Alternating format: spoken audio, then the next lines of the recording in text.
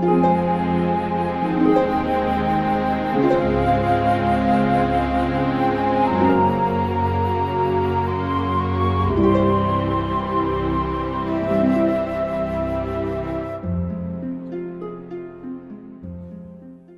we're back again. My good friend Odon over here. How are you doing, Odon? Very good, very good. Thank you, Jay. Hello. Have you noticed quite a few of these questions are about the Quran? So we're kind of carrying on to the Quran because there's a huge amount of interest, and I think people like what you're saying. You seem to have a good grasp of what's going on here. So I want to bring up this idea of the patchworkness. These are two questions, or two different people actually talk about this.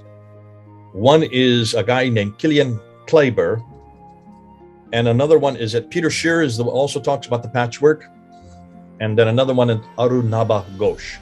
So let me read you their questions, and let's see if you can, well, you will be able to answer it because I see you already have an answer here, but this is so everybody can hear it. And here's the first question by Kilian Kleiber. He says, I really like your approach to the Quran, Odon. We should cast aside the idea that it was written by a single person. Just throw that aside, he's saying. The best metaphor that comes to mind is a patchwork. There are the authors of the original patches. This material is pre-Islamic, possibly Syro-Aramaic texts. Then we have the editors who sewed together these patches and also brushed them up, possibly the Quranic Nazarenes. The next editors are the Arabs who added the diacritical marks. That's a third process. This already imposes a reading of the Quran. Finally, we have the narrators of the Hadith and Sirah, that's the standard Islamic narratives, who placed the Quran into a fictional, historical, and geographical context and claimed a fictional author, in this case, Muhammad, and of course, about the God Allah. All of these people created what we call the Quran today. Do you want to say something about that real quickly before I go on to Peter Shear's? If you want to respond to that. Yes. This is... I will make this point, I think, often, because we have really to get rid of the Islamic concepts. And the first concept is that the Quran was made as a whole during Muhammad's time. That the Quran was not. The Quran comes from the gathering and editing of many different notes, many different fragments. It was not made from one person teaching sermons. It was made from the notes of many preachers, many different preachers. So it is a patchwork, but the patchwork was made by the Arab leaders many decades after Muhammad's time and after the preacher's time. So when Kilian is speaking about the Quranic Nazarenes putting together, sewing together the patches, I don't think it happened during this time. This was the time of the preaching.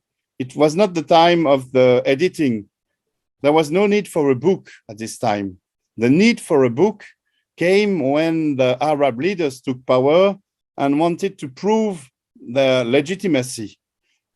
This was a time when they needed a book to challenge the Jews, to challenge a Christian who already had books. So at the beginning, it was not a book.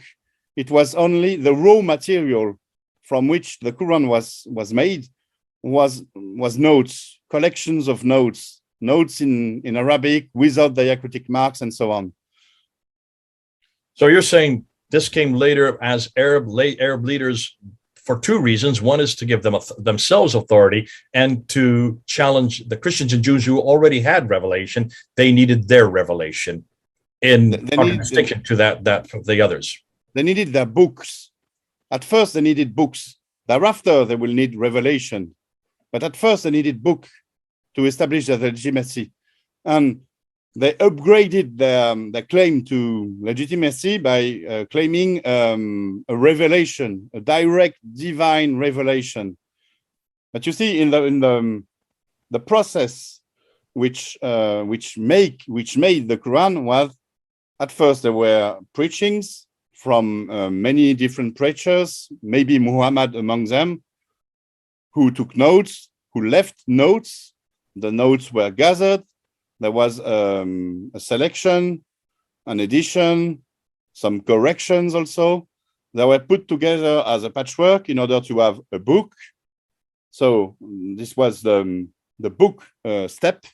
And thereafter, with the Abbasids, they needed a divine revelation. So the book was made into a revelation.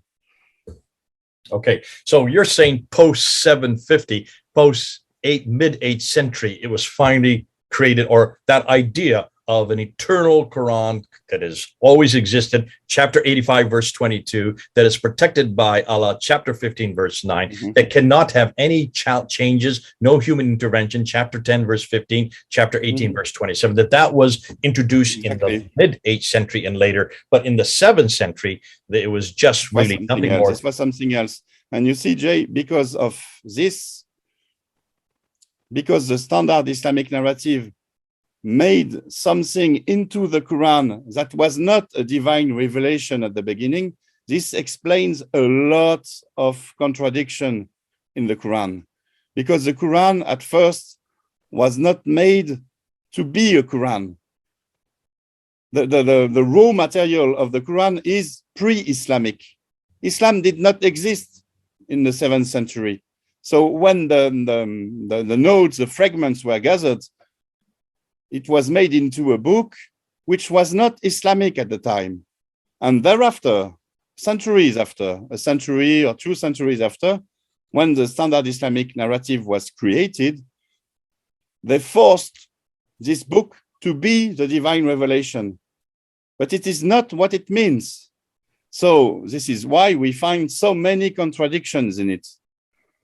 Listen, this has been great. And I think we'll keep this as a standalone itself. This is important that we do that. We'll come back. And I think this has cleared up for an awful lot of people. Why is it that if you take a look at the Quran, just look and see, there's really no rhyme or reason. It doesn't follow any type of sequence. There's no chronology. It jumps all over the place. There are no complete stories. There's only one complete story in the entire Quran, chapter 12.